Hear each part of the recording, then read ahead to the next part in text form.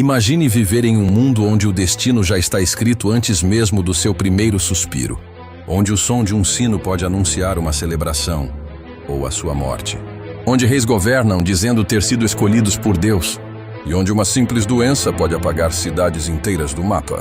Castelos gigantes se erguem no horizonte como símbolos de poder e medo. Homens vestindo armaduras de aço cavalgam rumo a batalhas sangrentas. E no meio disso tudo, milhões de pessoas vivem vidas simples, duras e muitas vezes curtas. Isso não é uma história inventada. Isso é a realidade da era medieval. A Idade Média começou após a queda do Império Romano do Ocidente, quando a Europa mergulhou em um período de incerteza. Sem um poder central forte, o continente se fragmentou em pequenos reinos, cada um lutando para sobreviver e dominar. O mundo que antes era organizado começou a se transformar em algo mais caótico, instável e perigoso. Nesse cenário surgiu um sistema que definiria a vida de praticamente todos: o feudalismo. Tudo girava em torno da terra.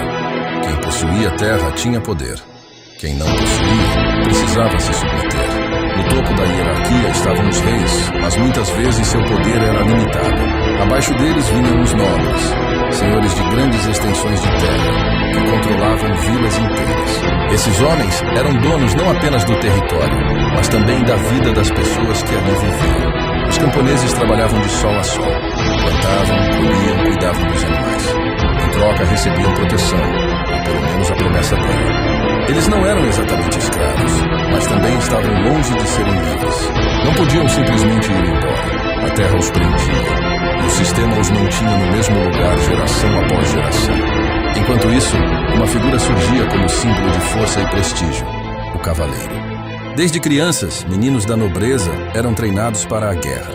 Aprendiam a lutar com espadas, lanças, a montar cavalos e a obedecer ordens sem questionar. Tornar-se cavaleiro era uma honra, mas também uma sentença. Eles eram enviados para batalhas constantes, defendendo seus senhores ou lutando por novas terras. Dizia-se que os cavaleiros seguiam um código de honra, coragem, lealdade, justiça. Mas na realidade, a guerra era brutal. Não havia romantismo no campo de batalha. Apenas lama, sangue e gritos.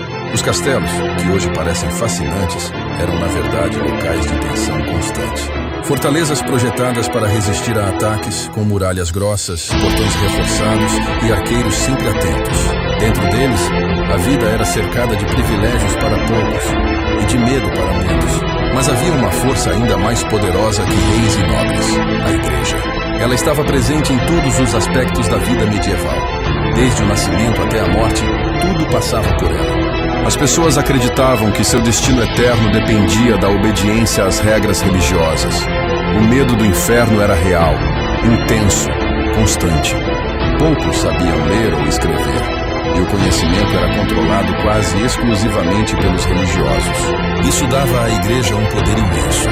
Ela não apenas orientava espiritualmente, mas também influenciava decisões políticas, coroava reis e até determinava guerras. E foi justamente em nome da fé que milhares marcharam rumo a conflitos conhecidos como cruzadas.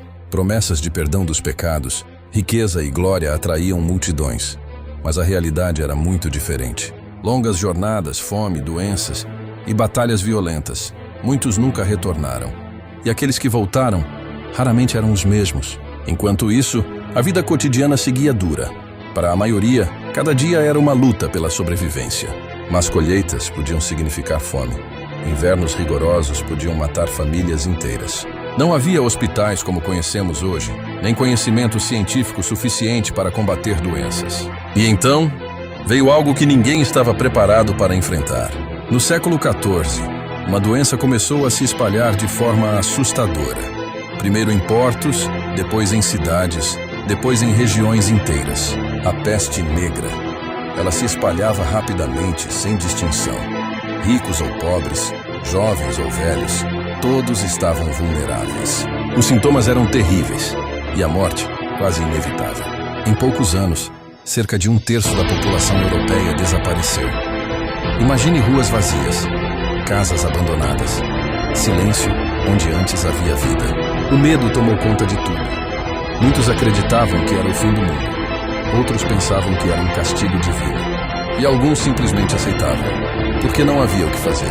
Mas mesmo diante de tanta destruição, algo começou a mudar. Com menos pessoas, o valor do trabalho aumentou. Camponeses começaram a exigir melhores condições. O sistema feudal, que parecia tão sólido, começou a apresentar falhas. O comércio também cresceu. Rotas comerciais se expandiram, cidades começaram a se desenvolver.